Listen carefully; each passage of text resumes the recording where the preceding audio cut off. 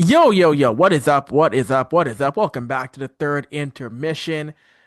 Two-person show today. Avery here in the host chair, and I'm joined by the queen of the third intermission podcast, one Marsha Joseph. Marsha, how you doing tonight?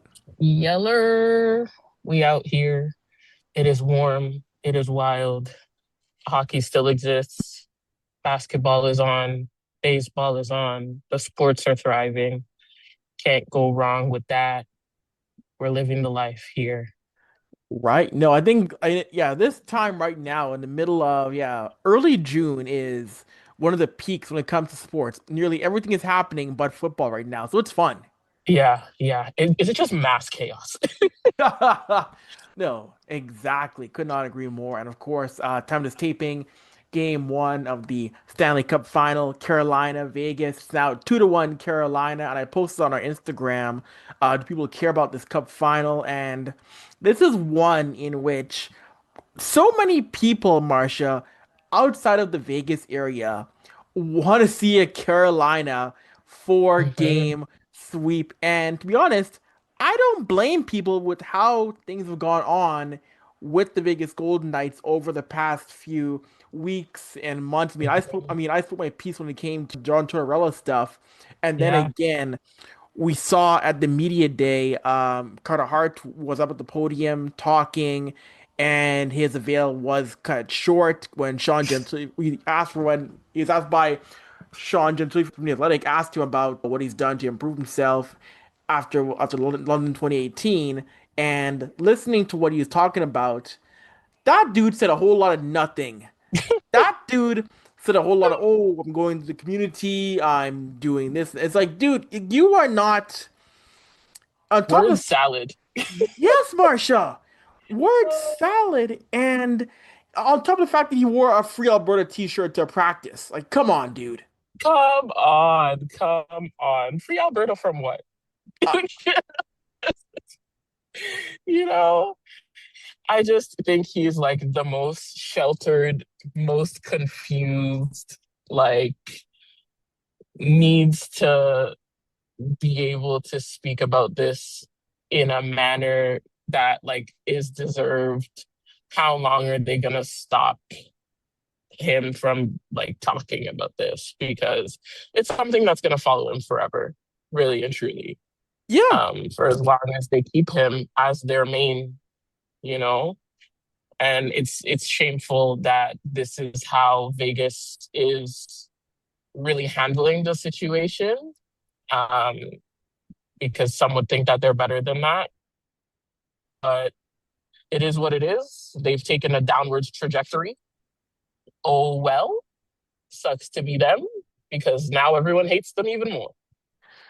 And it's just my whole thing with this is, and it was mentioned on What Chaos. They mentioned this on the Mhm. show on Tuesday morning, how if you are Carter Hart, if you're the Vegas organization, you need to be going one, you'd be getting ahead of this and saying how you are. Well, first of all, you shouldn't have signed him in the first Yeah, place. But with yeah. that being said, now that it's happened, you need to be going out there and showing fully how are you going to improve yourself fully, not these Mhm. vague things, not these vague little, well, I'm going to the community, I'm doing, like, no, Yeah. what are you doing to better yourself? What is the org doing to protect women going forward? What is the org doing to show that there is change going on, that they want to do better? We have seen nothing, No, Marcia. absolutely nothing. And also, like, what is I've been in the community? Like, because a group of survivors is gonna want you in there listening to them, That's right? Or right. like what is you learning and growing? Like you can't pinpoint a single resource or a single training or quite literally a single donation or thing that you've done to say this is what has made me a better person. This is how I've grown. You just continue to show how you're worse trash than you were before, really and truly.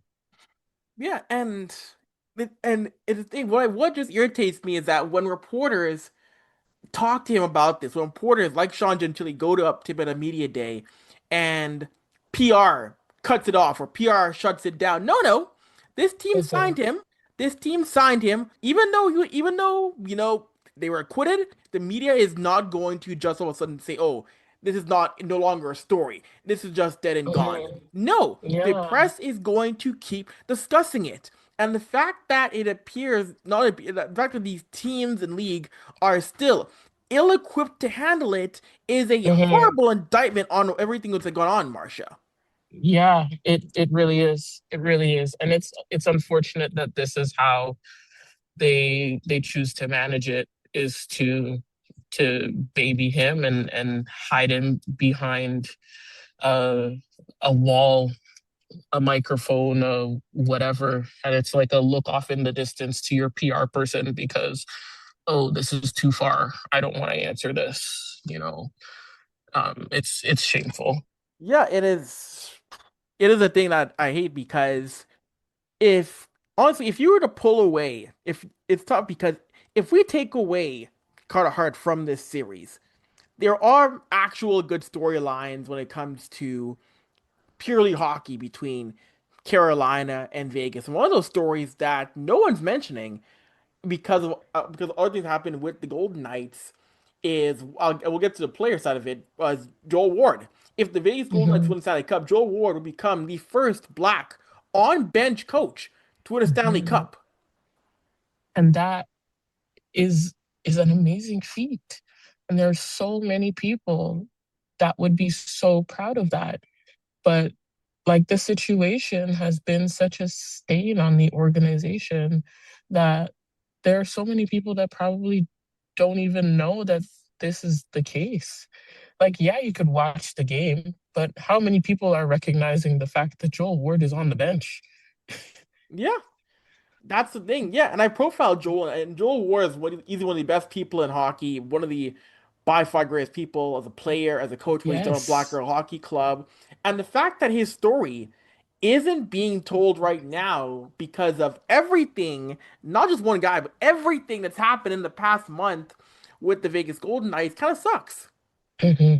And it's so unfortunate because like Vegas really had the opportunity to be an organization that really uplifted careers. They had the opportunity to be the one to push the sport forward, but instead they're overshadowing such great news with terrible actions. Yeah, not just silly. And of course, another one with Vegas is that, of course, Leaf fans, I know you don't want to hear it, but Hmm. there is a chance, there is a very strong chance that Mitch Marner, if Vegas wins this series, is holding a Stanley Cup and possibly a Conn Smythe that's not out of play. And I'm just wondering what happens in downtown Toronto if Mitch Marner is there with a Stanley Cup. I don't know if he'd come to downtown Toronto, to be honest with you. He might stay in like Markham, Thornhill.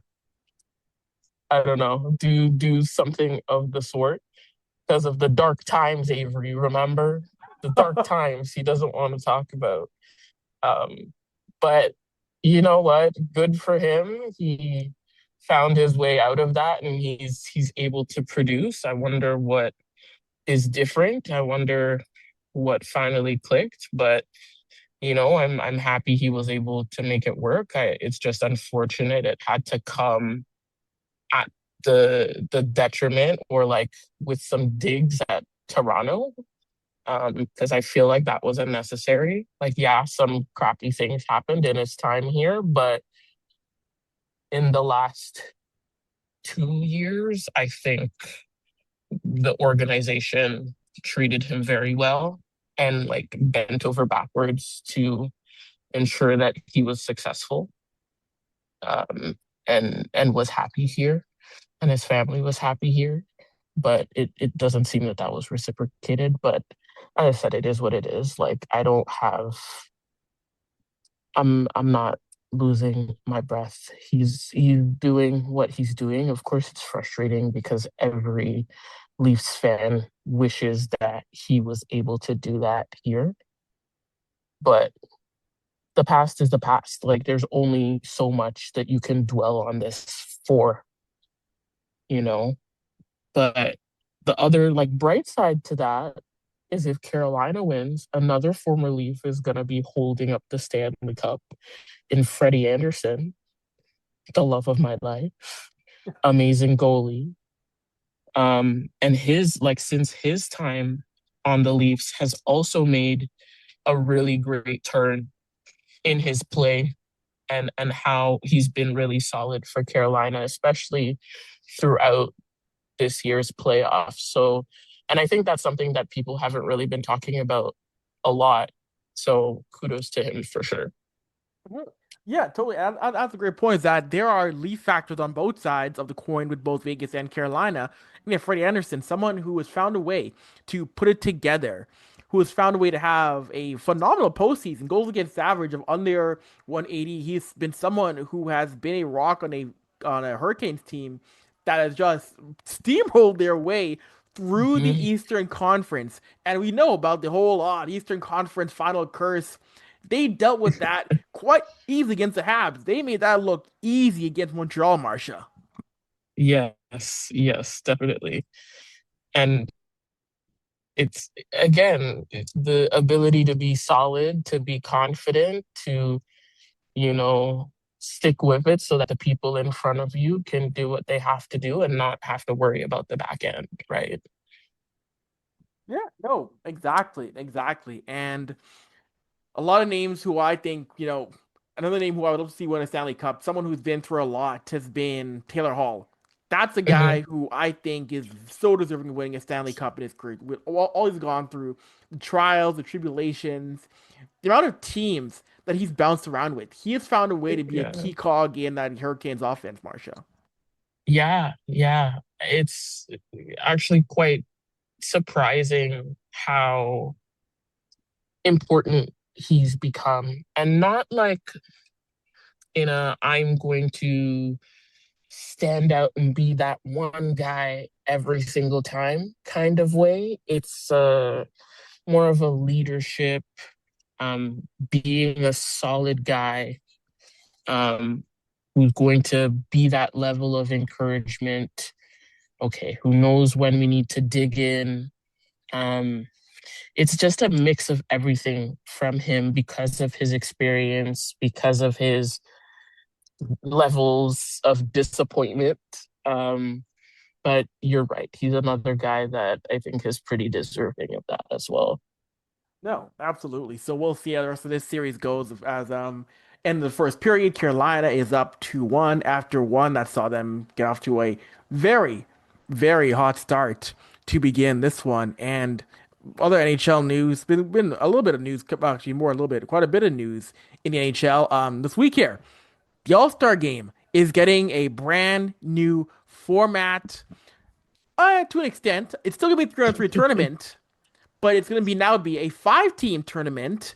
And instead of it being divisions, it's now going to be country based, where it's going to be Canada, USA, Sweden, Finland, and the rest of the world will be taking Hmm. part in the tournament. The skills competition will now be a U25 event, and it all takes place next season at the home of the Islanders. Islanders are hosting it. So, Marshall, what are your thoughts on the format in terms of, again, a U25 skills comp? And now we're going country based opposed to division based for the tournament. They need to stop. This is not what we meant by innovation and new ideas, because I think they took everything that they've ever done, thrown it in a blender and poured it out into a cup that says All Star 2027 and said, here you go. And we're like, no, no, no, no. Five nations facing off, or like four nations and everyone else, or whatever it is. Like, no, absolutely not. And then this is their way of like appeasing Russia without appeasing Russia, Yeah. you know? Um, but also like U25 skills comp. okay, like kind of cop out, but not really. Because, like, yeah, the older guys are kind of getting tired of doing it and they never really want to come because they just want to go on vacation and they're probably getting injured more than anything at All Star or during that break. So I kind of get why they went that route in terms of like showing off the younger talent, but I don't know how that's gonna sit with like the majority of fans. I haven't really seen too much on that yet, but that was an interesting decision. And I also feel like we haven't seen enough of the like 8 to 21s to really have them included because there's also still an AHL All-Star game. Hmm. So, like, realistically, how large is the pool that we're picking from? Because it's going to be fan voted for the Yeah. skills. So that'll be interesting. Um, but then also, okay, U25 for the skills comp, but then for the actual All-Star game, does that mean everyone's still eligible? So is it really even a break for everyone that's over 25? It's still a lot of questions. Yeah. And I'm still at the point where I feel like they still don't have the answers, as I said before when they first came up with the concept, you know? Yeah, I mean, they're gonna have time to work everything out still and see how it's gonna work. But yeah, I want to see how it's gonna work with the voting and who's involved, how this works exactly. Be right, Yeah. Marsha. It is, yeah, it is their way of, well, we're not comfortable having full-on Russia yet, so we'll mix in the Russian players with the German players, with the Swiss players. Really, it's Team Europe all over again. That's what this is. Yeah. Yeah. It's probably gonna be a mess, but you know, it's something. Yeah, no, you're right. But I have a conspiracy theory. The reason why I'm doing U25, because they don't want to have Carter McDavid come in again with an event which last was in Toronto. He Mhm. helped. Remember, Carter McDavid last All Star weekend helped up the skills competition and won it. I don't. I don't Yeah. know. I don't know if they want McDavid going in against. Yeah, I'll design the events and win the whole thing. No, exactly. So I think they're trying to maybe avoid, yeah, one guy having an involvement and knowing what to do to win something he created. So that could be, I think, a way around that as well. What can we do? Exactly, exactly. Yeah, that will happen in early 2027. And big congrats also to the Kitchener Rangers winning their third Mem Cup championship. Of course, we saw Dave on Instagram and socials very happy. He was live tweeting the final against Everett. We were posting content from his reaction post game as Kitchener Rangers had a dominant OHL season, got it done at the Mem Cup in Cologne. Did you get a chance to watch final at all, Marsha, against Everett? I did not, but those tweets were great. They were great. No, Dave was having a ball, and I was watching a bit of it. And Samuel Riley had a great tournament. Samuel Riley, Mem Cup MVP, and he's someone where, you know what? I'm still optimistic for Ike Howard, but I wonder if Orla's Brass is wondering, ooh, should we trade away Sam O'Reilly because he looked really good as OHL postseason. Now he's with the Tampa Bay Lightning organization. So I wonder if there any buyer's remorse from the Oilers when it came to trading away O'Reilly's rights. Yeah, exactly. It's you know what? Too bad for them. They're lost. What can they do? Because they're probably like watching in pure sadness. But you know what? As I said before, the past is in the past. Let Hmm. it go. Let it go. Because, like, you know what? Like, you saw them do great things, and then you just sit in sadness, and you'd be like, "This is how I messed up really badly because I didn't see the future, Yeah. or I didn't envision the future." You know? Yeah, and you know what? End of the day, Marsha. End of the day, you know what? The draft is a crapshoot. The draft is a giant crapshoot because as much as we can, try and predict, prognosticate literal children in the Yeah. NHL draft, You don't know you don't know. Some guys might be the real deal all the way. Some guys might not. Some guys might taper off. It's a little crapshoot. Yeah. So few guys are going to be that guy every step of the way. hmm You're so right because it's conditioning, it's practice, it's consistency, it's how do I continue to grow? These are literal like 18-year-olds. They still have 7 years of growing left to do. Like it's mentality. Do I even love this sport as much as I thought I did when I was younger? Hmm. Do I want to play the way that I thought I did before? And there's so many things that have to fall in line to have your Austin Matthews, your Connor McDavid, like all of those things. Do you find out you're an injury guy? Do you find out you're not? Like, as you said, things just have to be so perfect. And you like those things you can't tell. It's a chance for a reason, right? Yeah, because I mean, how many players do we see in the World Juniors, Marsha, who end up becoming, the World Junior phenoms, heroes, and they're bit NHL players, or Mhm. their careers are just, okay, or they're a guy Yeah, who, and there have been a handful of guys who played in World Juniors who are never NHLers, who don't play a single yeah. NHL game, who played zero games in the hmm league. Yep. Like So, 10 out of like 50. oh my goodness. Yeah. Yeah, no, exactly. And going from the Mem Cup to the P Dub and Sarah Nurse. I know fans in Toronto and Hamilton were hoping she would come back east.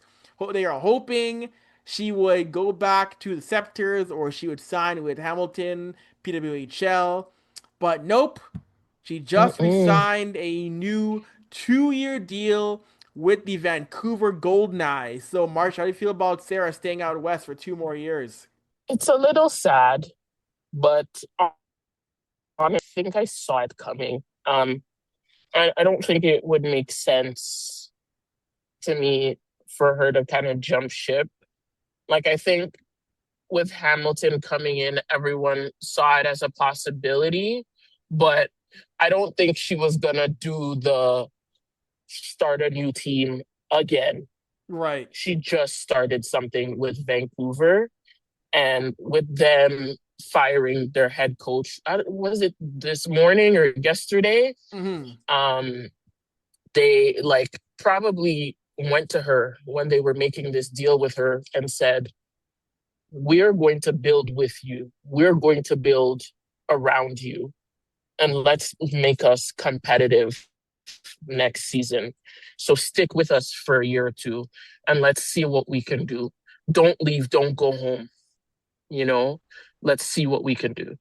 Yeah, no, exactly. And you're right, Marsh. Yeah, you're right. I don't think she wanted to, you're right, go to another team, expansion team. Again, I don't think you would want to Mm-hmm. start over again with a Hamilton team. And of course, this past season, even though Sarah missed 11 games, she still put up 15 points, 6 goals, 9 assists for the Golden Eyes. And one thing that was telling, and looking through Twitter, looking through women's hockey Twitter, talking to people.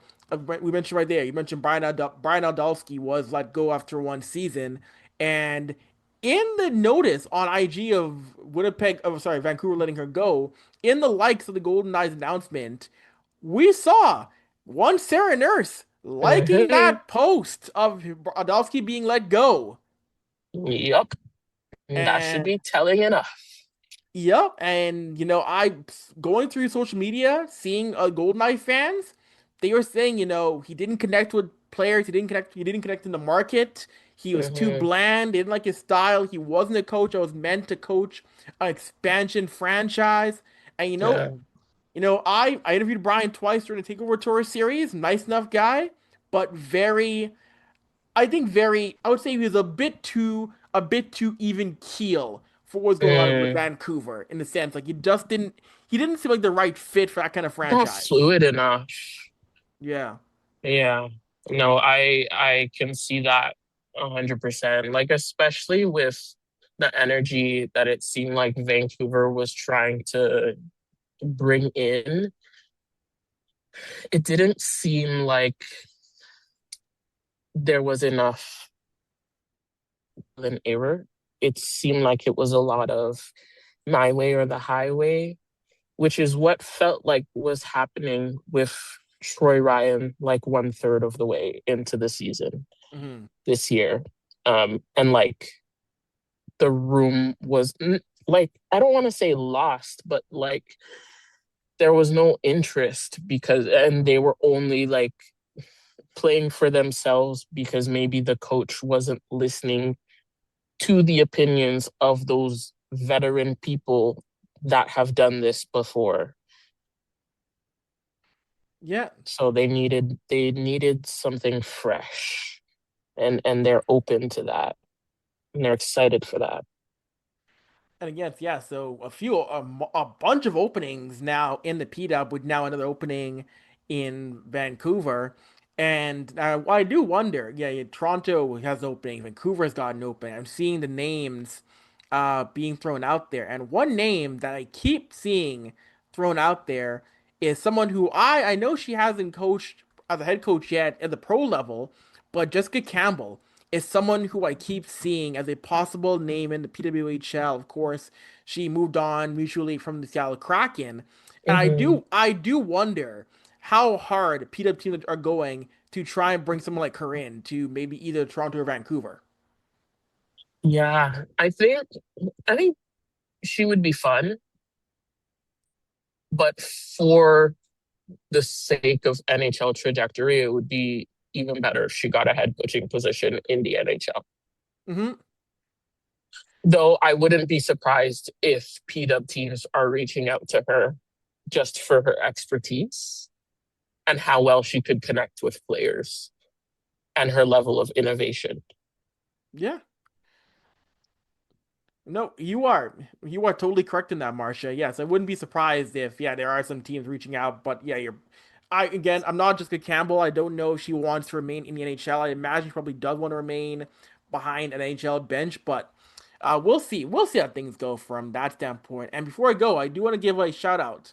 Manny Malhotra, speaking of Mm-hmm. Vancouver, named Yeah. the next head coach of the Vancouver Canucks and the first South Asian head coach in NHL history. Yes. Big ups to him. That's honestly what I thought was gonna happen. And I'm happy that it did because those are his roots. So you know what? He's home, he's comfortable, and he can do a lot of building in Vancouver. And they need someone like him in that franchise because I think they're very lost right now. Yeah. And yeah, it feels like it's a hard reset in that organization with Malhotra coming in as head coach, the Sedins as the president trying to lead the way.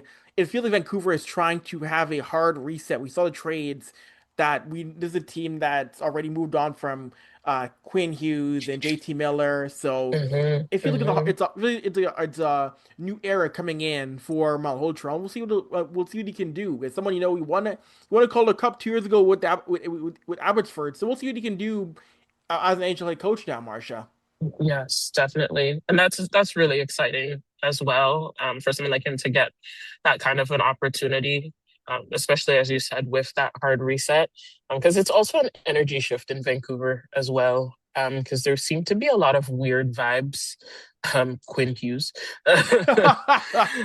considering he's like, oh my gosh, that team was terrible. I hate everyone. I don't remember anyone. Mind you, he's the captain of the team, but Right? like everyone else is like, oh my gosh, the guys were great. They're my brothers, blah, blah, blah, blah, blah. Like, that is the weirdest vibe that I've ever seen, like, coming out of an organization. So it's good to get that restart. Absolutely, absolutely. And with that being said, gonna wrap things up here on a quick edition of the third intermission podcast. Marsha, any last words for the people, them?